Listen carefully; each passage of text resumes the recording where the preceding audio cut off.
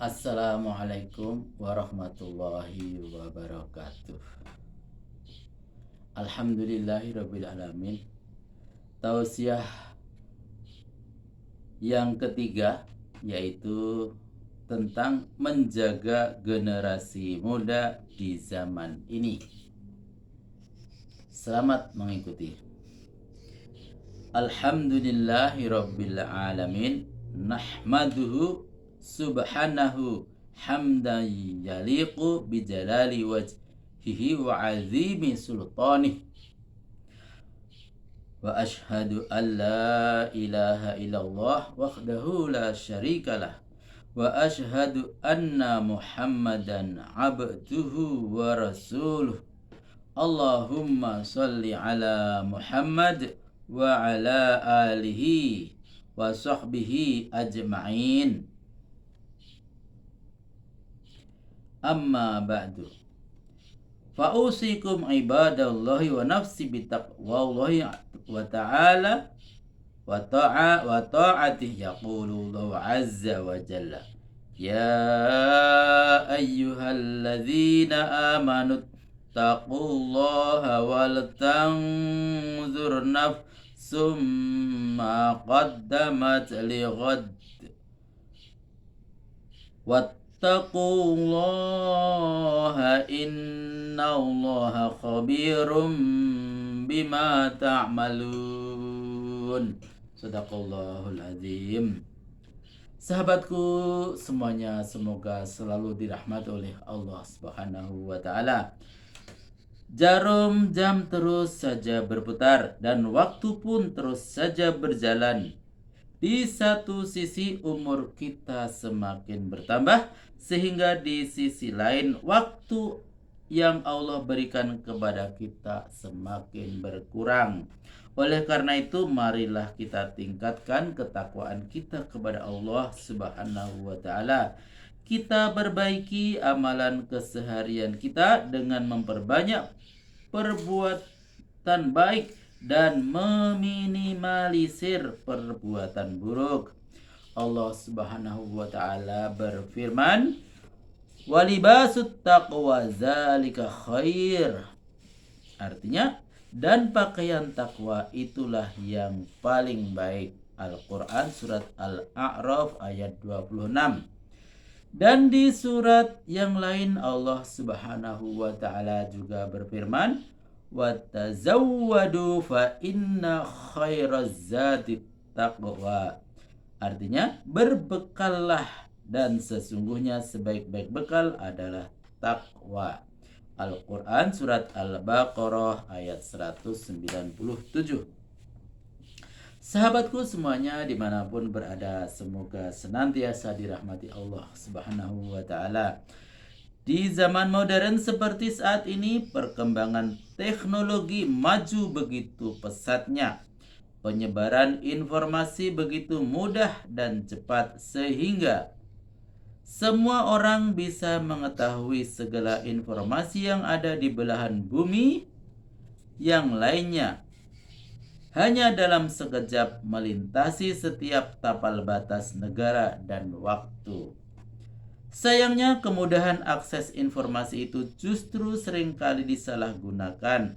Layaknya sebuah pisau bermata dua, dapat mendatangkan banyak manfaat namun juga mampu menjadi jurang kehancuran bagi para pelakunya.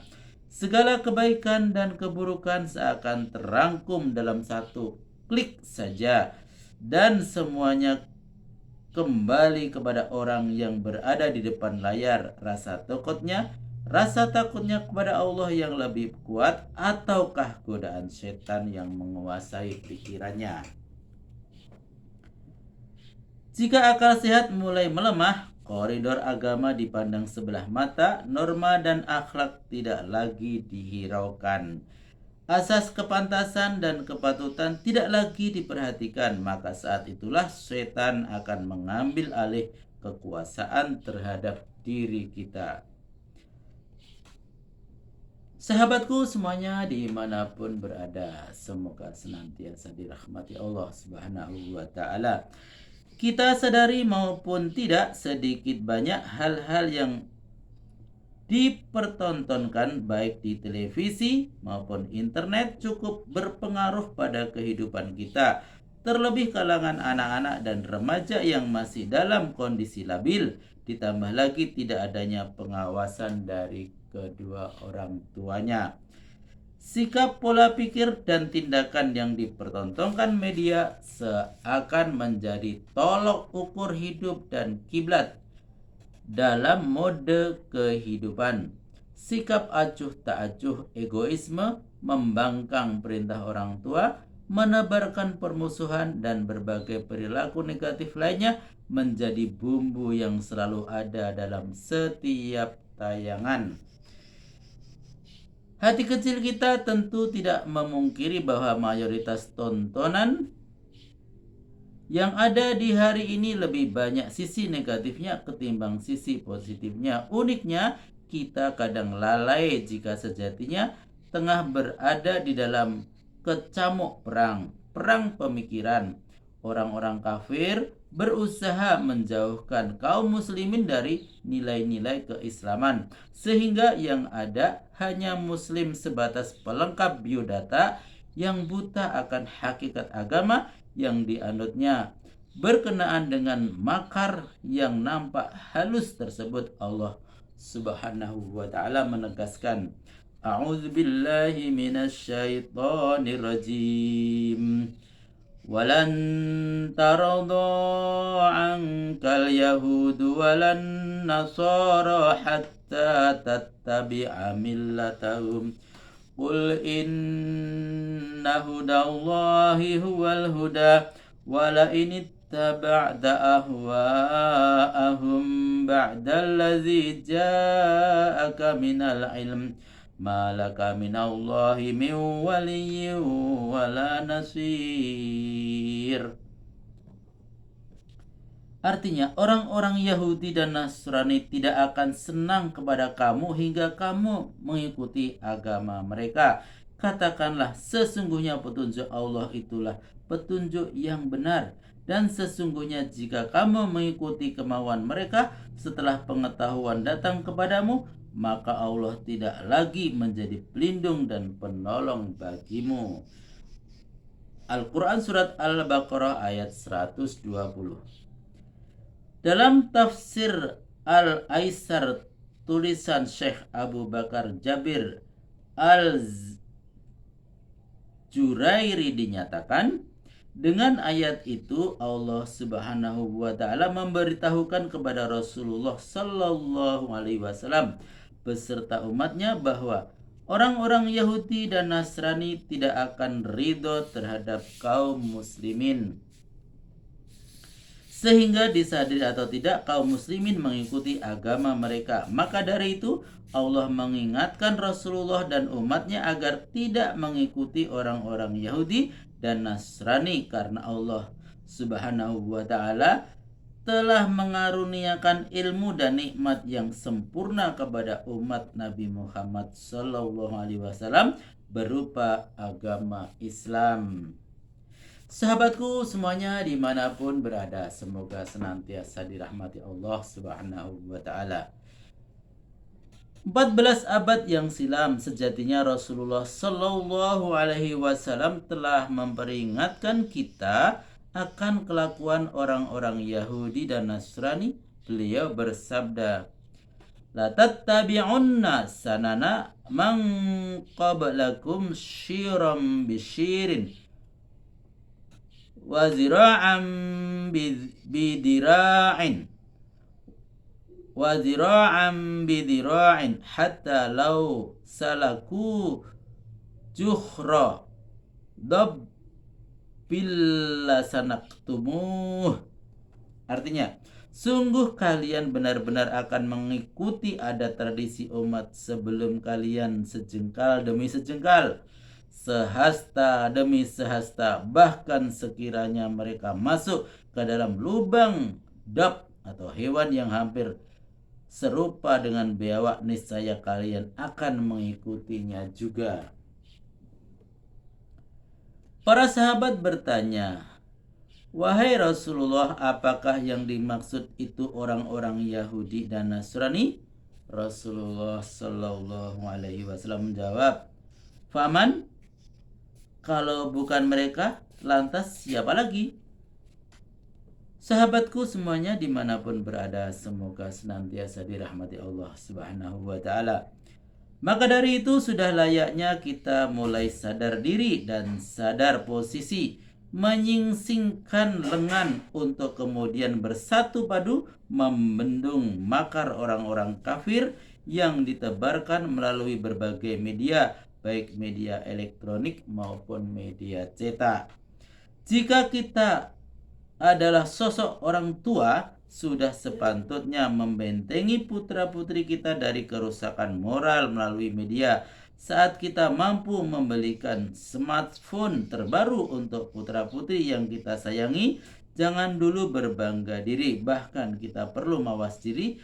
Bisa jadi tanpa kontrol dan kepedulian kita mengawal mereka dalam menggunakan smartphone, tak ubahnya kita menyuguhkan racun ke mulut mereka, menghancurkan akhlak mereka.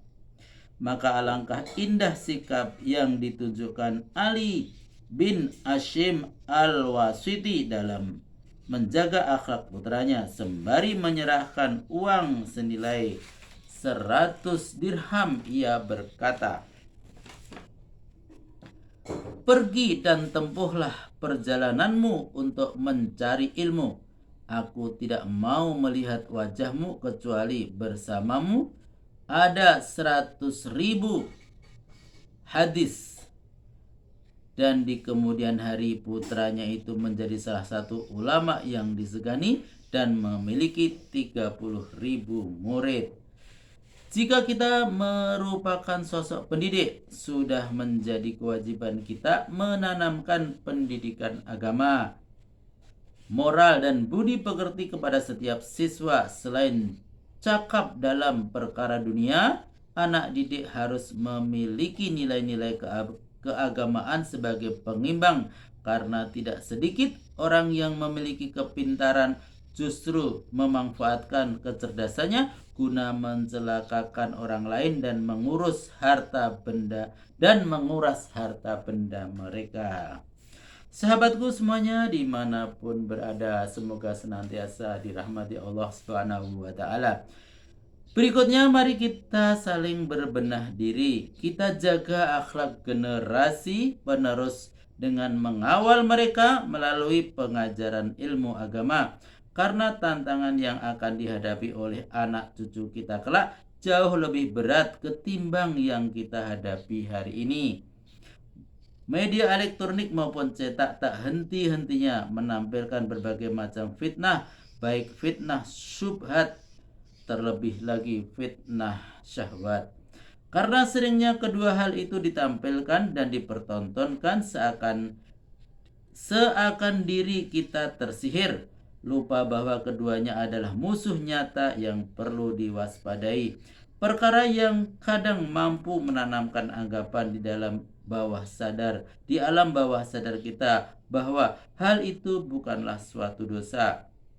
Sebaliknya, perkara sunnah sepertinya memelihara jenggot, karena seringkali ditampilkan secara kontinu dan berkala bahwa salah satu ciri teroris adalah berjenggot. Maka hal itu kadang memunculkan ketakutan di tengah masyarakat saat ada orang berjenggot yang datang ke wilayahnya.